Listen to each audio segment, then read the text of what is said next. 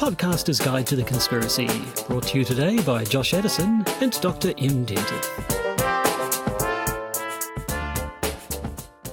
Hello and welcome to the Podcaster's Guide to the Conspiracy. I am Josh Edison, and sitting next to me as always, sipping from what I assume is the skull of an enemy, is Dr. M.R.X. Denton. It is the skull of an enemy, but the way I made it turn into glass is a matter which we will not discuss on this podcast, nor on the bonus content. If you want to know how I turn the skull of my enemy into this glass, and this only works for people watching the video, for audio listeners you're going, what's going on here? You will have to give us $500 and then the story will be told, and just to you, patron. Spoilers, though, it does involve ancient Sumerian technologies given to us by extraterrestrials. But joke's on Josh, it's actually the Anunnaki who gave it to us. Yes, well, that will make sense shortly, by the way. That's not just... well, actually, no, it'll never actually parts make of sense. it, well, it will become relevant, pertinent, almost, yes, I suppose. Yes, it will. Because we are going to be talking about a good bit of good old ancient aliens, and the wackiness they got up to in ancient Sumeria. And the fact that Teal'c goes indeed all the time. He certainly does. But before we go all the way back to ancient Sumeria, we should probably go back to about a week ago and look at the news. Indeed. You were just waiting for that, weren't you? Indeed. Nicely done. Indeed. Breaking conspiracy theories in the news. Throughout the lifespan of this podcast, we've talked a fair bit about Nicky Hager and his book Dirty Politics. That book exposed a dirty tricks campaign which originated from the office of the then Prime Minister John Key. Now, Hager's book relied on a still yet unidentified source, calling themselves Rorschach, who are a hacker who got hold of personal communications by some of the people involved. Now, the hunt for Rorschach, if you recall, saw a number of civil liberty violations by the New Zealand police, who were forced to apologise to Hager and to other affected parties. Except now they want to do it again. Now, Martin Bradbury, a local blogger, discovered that the police had searched through his banking records in the hunt for Rorschach. It was assumed there was a financial connection between the two. The police want to use secret evidence to justify their warrantless search, and Bradbury is not impressed, nor are we.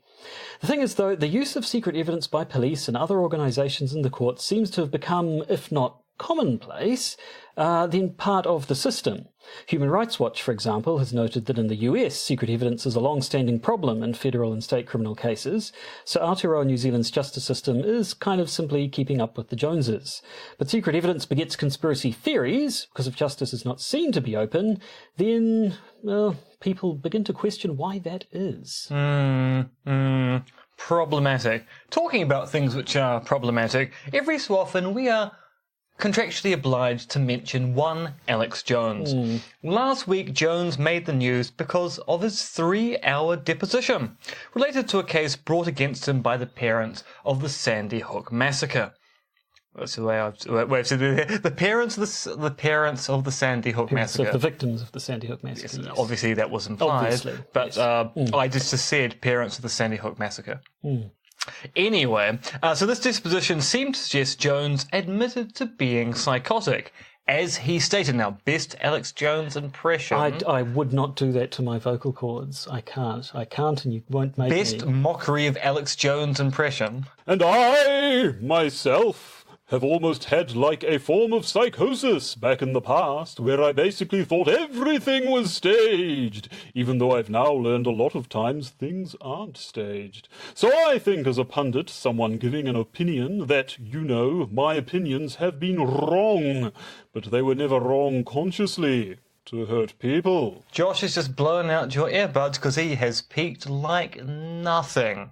Them's the breaks, buddy. It's true. Now, note that Jones said like a form of psychosis. It seems Jones has taken a leaf out of the work of one Richard Hofstadter and ascribed to himself a psychotic style, which, crucially, isn't an admission of actual psychosis. Rather, it's something close to it, but caused by a very different process. That is, Jones went on to claim the lying media made him do it. He wouldn't have gone on air to claim Sandy Hook never happened if the media had treated him with some goddamn respect. I would put it that's the real takeaway from Jones's disposition, blaming others and not taking any responsibility for the things he said and put in print. A little bit of the old having his cake and eat it too thing as well. Like earlier we saw him saying, oh, that's not me, I'm just putting on an act. Oh, but really it is me. Oh, but really I'm putting on an act. Oh, but really it is me. And now he's sort of like, oh, I was not well in the head. Only, of course I am well, but I wasn't. But and I was driven to my unwellness by the media. Yes. And thus have no responsibility for the things that I said. And also, I never intended to hurt people by claiming that they had faked their children's deaths. Yeah. Finally, some Brexit-related news. As you might be aware, the UK was meant to leave the EU on the 29th of March. Recording now on the 4th of April. It has not. At this stage, it is leaving the EU on the 12th of April, except even that doesn't look likely. At the moment, the UK has voted to ensure it doesn't leave without making a deal with the remaining 27 members of the European Union, but it also doesn't favour the deal arranged by the current Prime Minister Theresa May.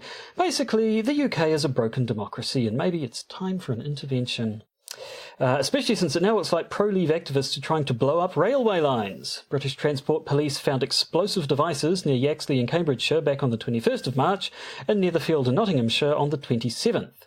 Both devices contained literature relating to Brexit, linking them to pro-leave campaigners. So that's the thing. Then again, trains are socialism in motion, and the EU is a cultural Marxist plot, allegedly. Also, British Transport Police. How wonderful. It is. A special police force for trains. Now, I didn't see the details of it, but I did read that these devices they'd put on wouldn't have caused a problem anyway because of an extra sort of redundancy or something that had been introduced to the trains lines as a result of EU regulations, which I think adds an extra level of delicious irony. Yeah, that's the case of they tried to blow up the train lines, but the EU already knew what they... Which, of course, actually leads to a conspiracy theory. Maybe it was the EU who put the pro-leave literature into the explosive devices that would never have activated, thus never releasing the pro-leave literature, thus meaning the EU would never have to face the UK leaving. My God, it's conspiracies all the way up and down. And sideways. Spiralling towards truth. Yes. So that is all for the new news. We do have one little update, though, on stuff we've talked about in the past. And that means playing the sting I specially made at the beginning of this year for updates and retractions, which in many respects is pointless, but we're going to play it right now anyway. Updates and retractions. That was a delightful sting, and I think we're all the better for hearing it. It's true. Last week we asked, is anyone going to talk about the assault on the Green Party co-leader James Shaw, or has the terror attack in Otatahi made it non-news? This was noteworthy before the March 15th terror attack because the assailant muttered something about the UN Migration Pact, a popular far-right conspiracy theory at the time. Well, our thoughts and prayers have been answered by a report in the New Zealand Herald which says the attacker is in court and a mental health report has been ordered before his next arraignment, which is in May. So I guess there'll be another update then. Yeah, I mean, it would have been a bigger deal, I think, had it not been almost instantly pushed out of the news cycle. Yeah, within 24 hours. By a much worse event. So... yeah, it'll be interesting to see, and I mean, you know, it's kind of disappeared, but it's not a big deal. No, I mean, we have a fairly open parliamentary system where MPs and the Prime Minister are very social members in society, and that's in part because they don't wander around with security details all the time. We don't really want a situation where our political elites kind of don't live with us.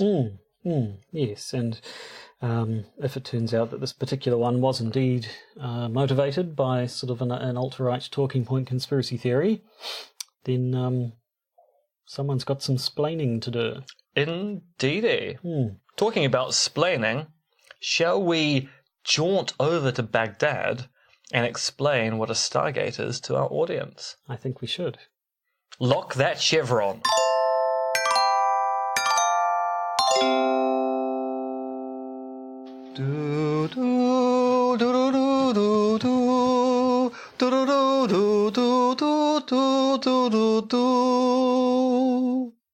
to be talking about Stargates today. We sure are, and I'm grinning like nothing on earth because it allows me to talk about one of my favourite shows of all time, Stargate SG-1. Now, hang on, sorry, I think you're mistaken there. Stargate wasn't a TV series, it was a 1994 movie with James Spader and Kurt Russell in it, wasn't it? And then a far superior TV series starring MacGyver. No, so you're just making that up. I'm not making that up. Richard Dean Anderson and Michael Shanks, Amanda Tapping, and I'm having a complete blank on the actor. Jules State was in it at one point, wasn't she? Was she in one of the spin-offs? Sorry? Jules State? Yeah, she was in Stargate Atlantis, one of the spin-offs to Stargate. There were 2 spin-offs. Actually, there was 83 spin-offs to Stargate. But let's hold back on the fiction. Let's focus on the facts, Joshua. I was going to say, let me focus on the facts. Yeah, before you get to your fictional Stargates, let's talk about the truth. The truth about Stargate. And the real reason why we attempted to invade Iraq not once, but twice. 3 times a Stargate lady. Yes, so there exists in the world a conspiracy theory which says that the reason why the US invaded Iraq, certainly the second time, and I assume by implication the first time as well. But also the whole Nazi thing indicates also earlier in the 20th century as well.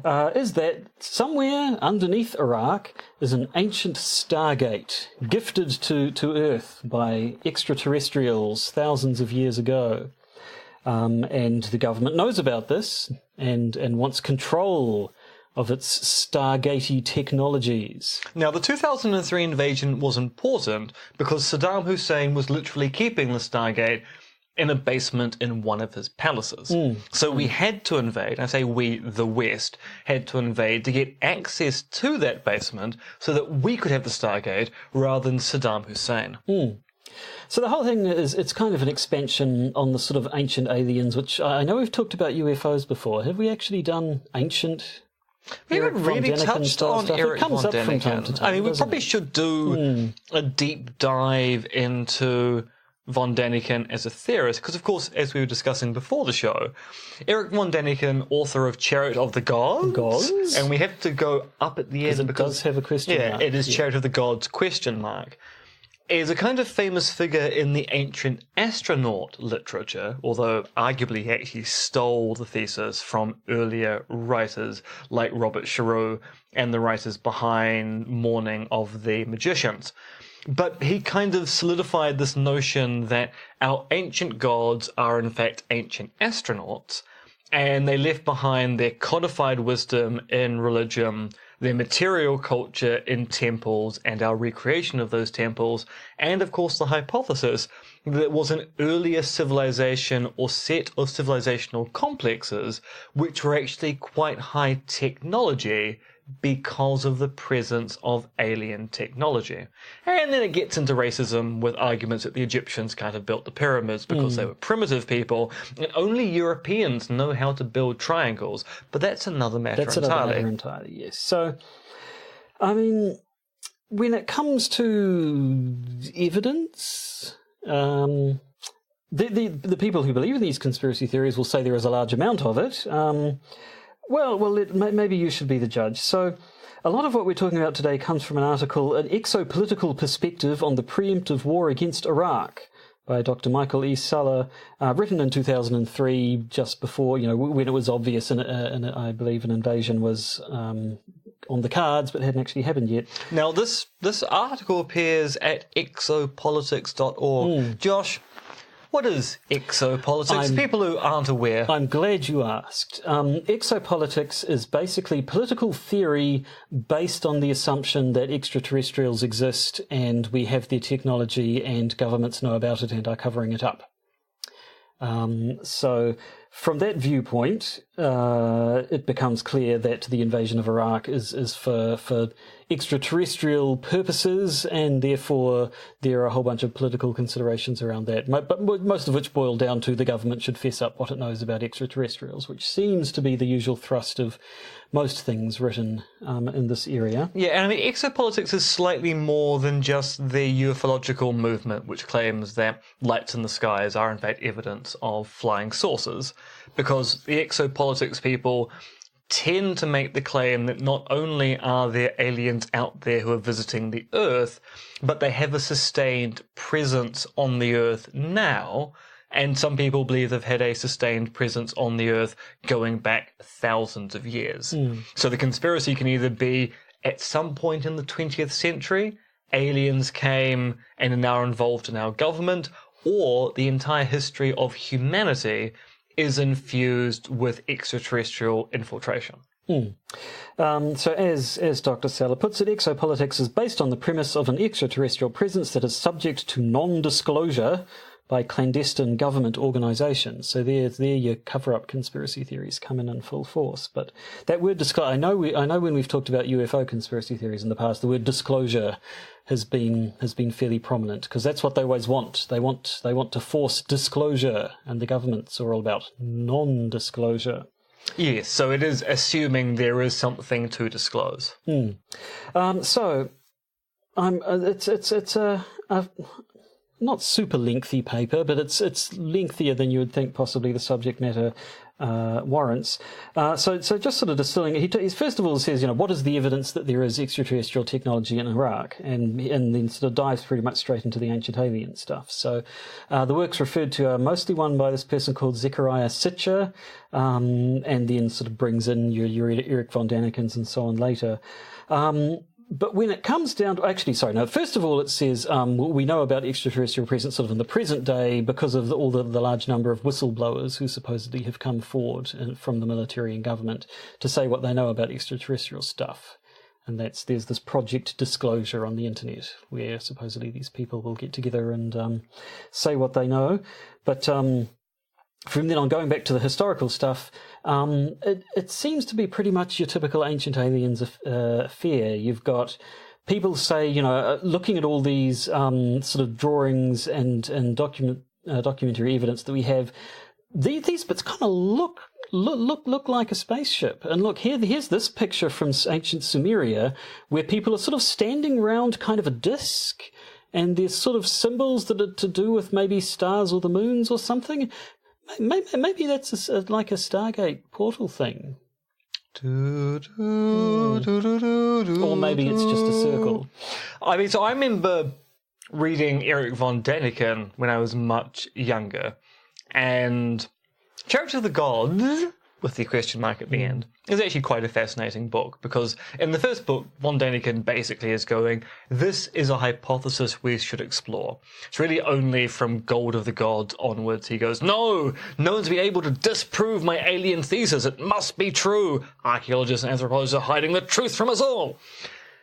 But a lot of his evidence is, this looks like a circuit diagram, this looks like a spacecraft, this looks like a electronic light in ancient Egypt, and my father was an electrical engineer, so when I had an image of this looks like a circuit diagram according to Eric von Daniken, I just took said image to my father and said, apparently this is a circuit diagram. My father went, can't be, nothing's joined up. And so often there's an assumption that this looks strange.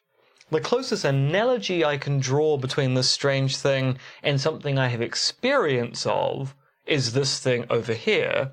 Ipso facto, it must be this thing I have experience of, as opposed to what most art historians and anthropologists will say, which is, stylistically, things get represented in a whole bunch of different ways in a whole bunch of different cultures, and because of that, some things just look really odd unless you've got the cultural coding to be able to interpret the art. I mean, actually a good example of this is the kind of religious iconography you get in the various Greek, Romanian, Russian orthodoxies, where you get these icons of saints or of Jesus Christ the Messiah in Christian eschatology, with the kind of strange hand symbols or hand over heart or a halo of a particular colour.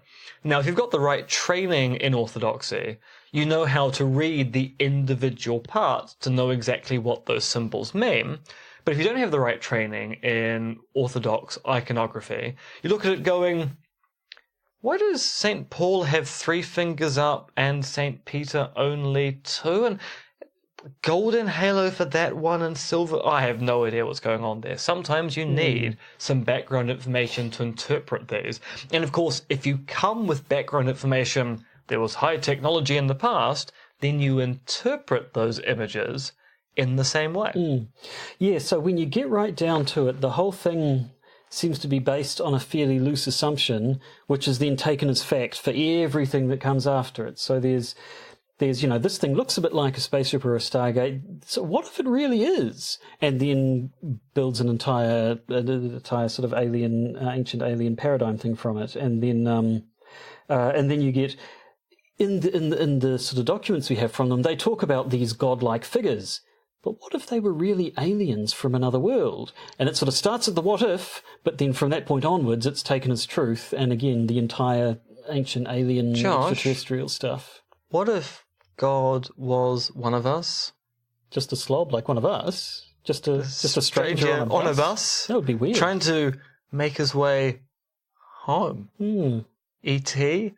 Phone home? You're saying Joan Osborne is Jesus?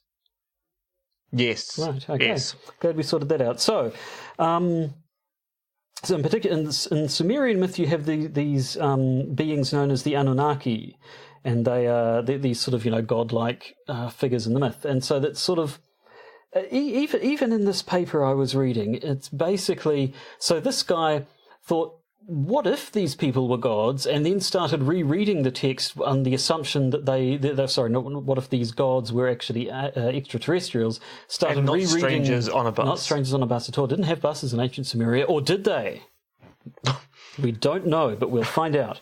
And so starts reading all this on that assumption, and so from there making a whole bunch of inferences and so on, and it just sort of goes on and on and on. So the story they come up with is these Anunnaki were extraterrestrials who came to Earth during the time of the ancient Sumerian civilization, bestowed upon them various technologies, and then supposedly from like buses. Well, it could be from sort of looking at ancient Sumerian texts and images.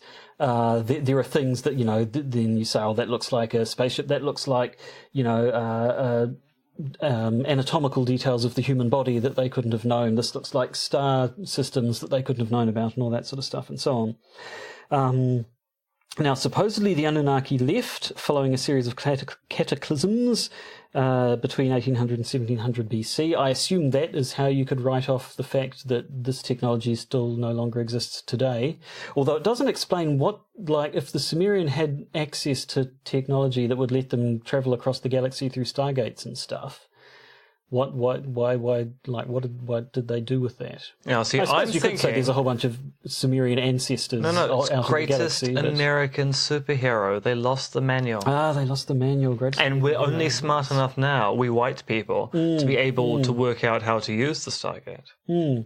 But then it comes to prophecy, which is the good stuff, because of course the Anunnaki, they're going to come back.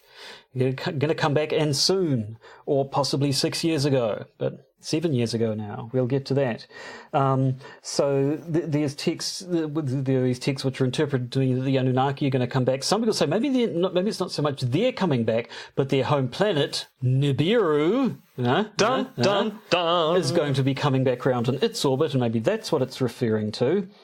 And then you get into the whole 2012 Mayan prophecy thingy, and then saying, so here's this very significant date in the Mayan calendar, which is going to happen in 2012, and maybe that's significant, and that's when it's all going to kick off, and so on and so forth.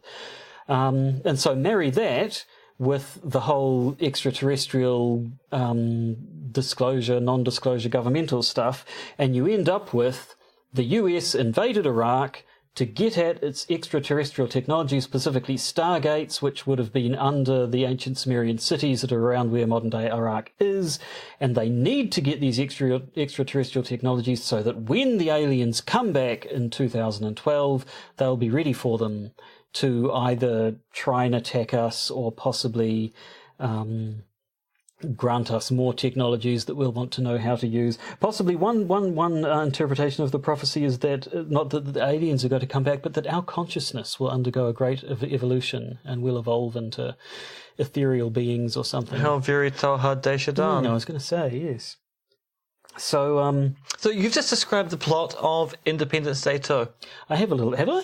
Kind of. I mean, it's about them coming back, and there's a portal by the good aliens who come to save us from the bad ones, and there's too much Brent Spiner. It's a terrible film. Oh, well, terrible Glad film. I haven't seen it. So, so the whole thing, it's all based on, if you accept this initial premise, then here's several dozen other ones which will follow from it. But they never really get beyond that's just what it looks like as a justification. So you're saying it's slippery slope, the argument? It is very slippery slope. There's some more stuff in there. When it talks about the modern stuff, it talks about the fact that... so it gets to the why now bit of it, and it talks about... the fact that Germans had been excavating there, so maybe they had stumbled onto something. It talked about what Saddam Hussein had been up to. Presumably he knows about the stuff that's buried under his country. It talks about the 2003 Space Shuttle Columbia disaster and suggests as an attack to warn the US off from invading Iraq. Suggests that was no accident, that Columbia was deliberately destroyed by possibly Israeli forces. They weren't quite clear on that, as a warning to the US to stop trying to... Sorry, are you saying that this paper about ancient alien technology also contains within it crypto anti-Semitism? Well, only very loosely, and that Israel is mentioned as one of the global powers possibly behind an attack on US interests. So a little bit, but not much. So basically, the West invaded Iraq to get control of the Stargate.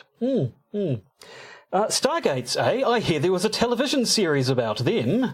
There was. Now, I've mentioned Stargate SG-1, not so much the other series, Stargate Atlantis, Stargate Universe, and the not much talked about animated spin-off Stargate Infinity several times, in part because one of my go-to claims about misinformation/disinformation is a plot point in Stargate. So Stargate the TV-series, which is a spin-off but not a direct sequel to the movie.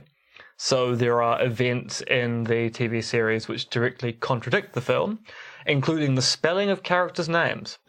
So it's very much the movie occurred in one reality, and Stargate SG-1 is kind of in a reality where events very much like the film occurred, but didn't occur exactly. Are the characters meant to be like, is the Richard Dean Anderson character meant to be the Kurt Russell character? It is, yeah. So actually that character, or just an analogue? It's meant to be that. Okay. Yeah, it is meant to be that character, and the Michael Shanks character is meant to be James Spader right. character. Teal'c and Captain Carter are completely new characters to the franchise. But Stargate is a series all about conspiracy, because the whole premise of Stargate the film and Stargate SG-1 is that we do have access to a piece of alien technology, a Stargate, which allows you to form a wormhole on Earth to another wormhole elsewhere in the galaxy and allow instantaneous transfer of matter through it. So there's a Stargate network which allowed a former alien empire to be able to ferry goods around the place at high speed, and for some reason Earth has been locked out of that network for quite some time until the Stargate is discovered in ancient Egypt in the early 20th century.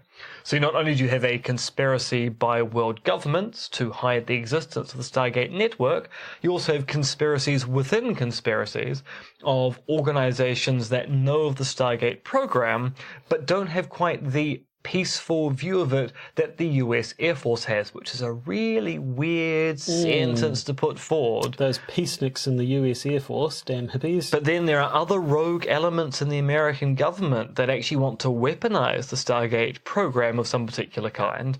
And of course, because there's an external alien threat, you get conspiracy within the conspiracy of the conspiracy, where the aliens infiltrate the conspiracy against the Stargate program to take over the conspiracy against the Stargate program, unbeknownst to the conspirators themselves. So what you're saying is, it is a show that's absolutely chock full of conspiracies and conspiracy theories. Yes, and the best conspiracy in it is the show within a show, Wormhole Extreme. So there's a plotline which occurs in the first half of Stargate, the series, where it turns out there is an alien living on Earth who is trying to be entrapped by other aliens from the same species that want to go home. And the very end of the storyline has the other aliens escaping Earth and this one alien who loves being on Earth just staying here. And then several years later, you get a new storyline where this alien is now working as a TV producer / writer for a TV series called Wormhole Extreme, which is about a bunch of military officers who use a Stargate-like device to explore the world. And the US Air Force gets just a little bit concerned that this program is going to reveal the Stargate network to the entire world, so there's an investigation to find out what's going on. But long story short, the plotline ends with the US Air Force going, actually, we're going to allow this TV series to continue being on air because it gives us a plausible cover story. If anyone ever starts talking about a Stargate program, we can point them to Wormhole Extreme and go, no, actually, you're talking about that TV show over there. So it's basically the X-Files of the Stargate universe, because, of course, when the X-Files was big on TV, people thought that was a disinformation campaign being run by the American government to cover up actual UFO events. So even the good guys, then, in Stargate are involved in a lot of covering up.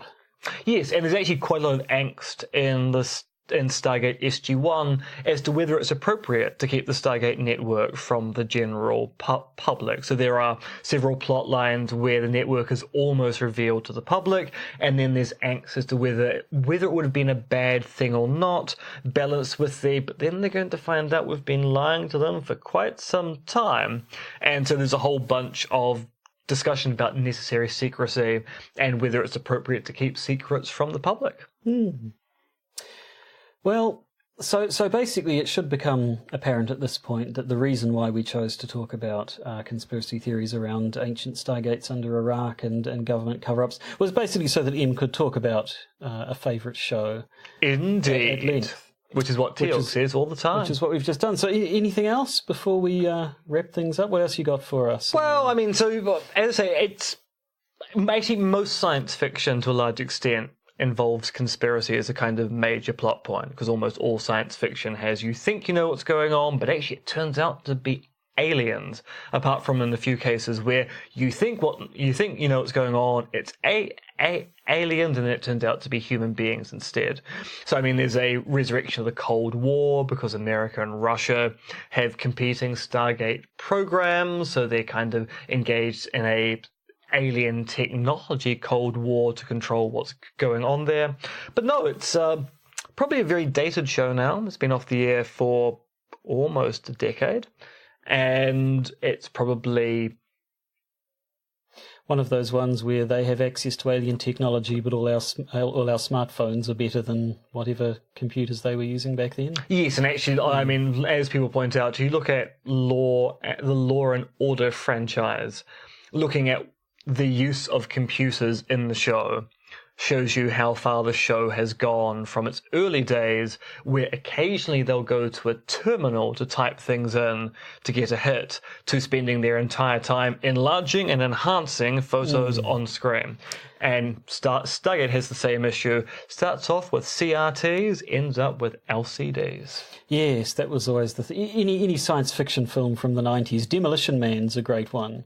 I forget exactly, it's set in the 2030s, is it? Something like that. It's still actually in the future, but yes, everyone there has CRT TVs. I mean, it's one of the big faults with Babylon 5 in that CRTs are really, really big in the future of Babylon 5, and that's the 23rd century. So CRTs are going to make a comeback. And no one has cell phones, although a lot of the time they do just sort of have a thing where they can touch their ear. Yeah, or a special communicator on their hand, which looks awfully like an Apple Watch, but without any kind of display.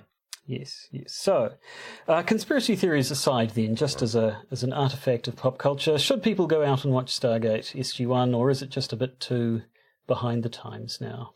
See, I would say people should watch Stargate SG-1 because for all of the ridiculousness of the plot, Stargate networks, aliens posing as gods, once it puts down a rule, it obeys that rule religiously. So there's a particular point early on where it turns out that Stargates can only be active for a certain amount of time before they also shut off. So they have a whole bunch of plot lines based upon not being able to close the Stargate or wanting to keep the Stargate open for longer than the required time. So how can they get around it? They have this weapon called a Stat, which is a kind of snake-like looking handgun where the first shot paralyzes you, the second shot kills you, and the third shot disintegrates you. So it always takes 3 shots to disintegrate something, and they obey that rule even with inanimate objects. So the first shot stuns the rock, the second shot kills the rock, and then the third shot disintegrates the rock. That's good. I want to make sure my rocks are thoroughly dead before I disintegrate them. Once they have a rule, they obey that rule. So it's a great case of a science fiction show that has a series Bible, and they go, we're not going to contravene any of these rules. We're going to obey them, even if it does mean we need to make that chest disappear. Okay, 3 shots it'll be. Stun the chest, kill the chest, disintegrate the chest. And I suppose it was the last thing Richard Dean Anderson did. He retired after Stargate. So he did. So he did cameos in Atlantis and Stargate Universe. He was then in a sitcom as a background character for a while, but he retired after that. Oh. Yeah, and I believe actually he retired for health reasons. Oh, God, good on him. He was here a little while ago at Armageddon, the big pop culture conference here. Our version of Comic-Con, essentially. Pretty much, yes. So there you go, Stargates. They're on your television.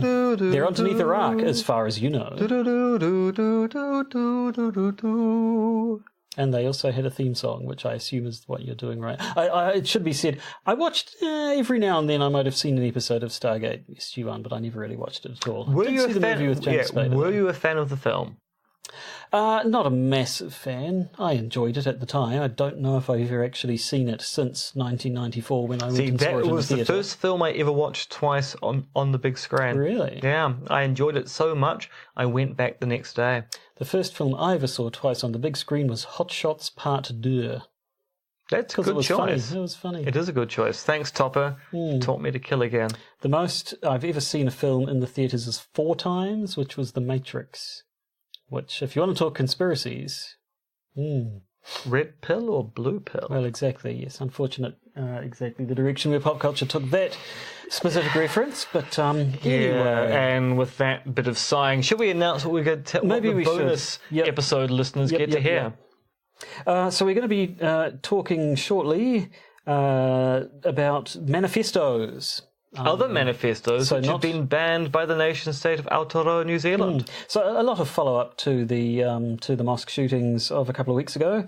So it talks about terrorist manifestos, talks about what's going on with the new attempts at gun control, which, as you probably can imagine, has involved a bit of skullduggery by certain pro-gun forces. Sorry.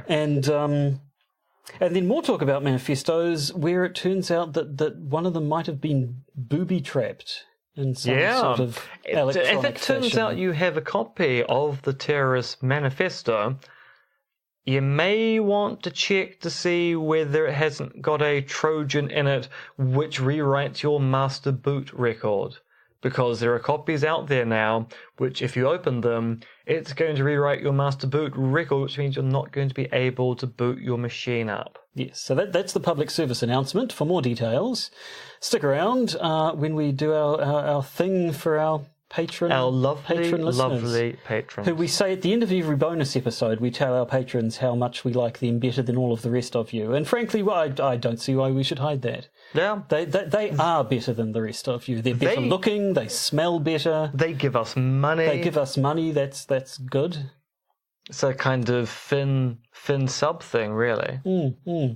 So if you'd like to be a patron, please do so. On the other hand, if you don't want to be a patron, that's actually quite fine. Yeah, I mean, just having a bunch of listeners. It's not that you smell bad. No, it's just you just don't smell as good. Yeah, you don't smell good. And for being one of our listeners, I would say you smell better than anyone who doesn't listen to this podcast. It's true, but you could smell better for $1 a month. You could smell better. Your odour could be substantially improved. I mean, and we have testimonials. People give us money, and they do recognise the change. None of that's true, but that's okay. So I think we will say goodbye to our regular listeners now, and then shortly say hello to our patron listeners in the bonus content. Indeed. Indeed? Indeed. Does he ever actually put inflections on it, or is it exactly that same monotone every time? It is almost always, it's not always indeed. It's not an indeed? No. It's not indeed. It's not Harry Potter, as Alan Rickman is wont to do. Although, as I was listening to a podcast today, every person who says Harry Potter in the Harry Potter films starts off as if it's Rye and then turns it into a question. Harry Potter? Anyway, goodbye. Indeed.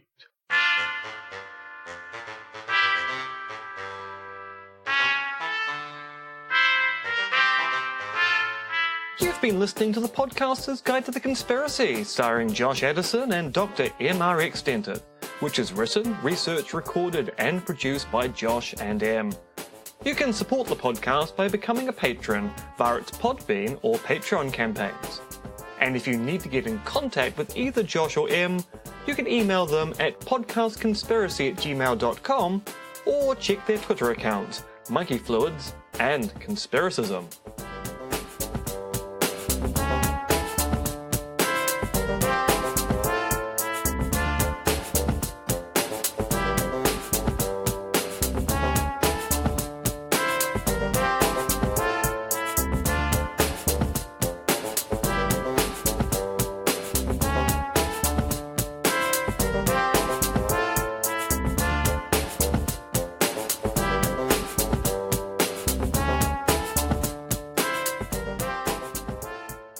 And remember, oh December, what a night.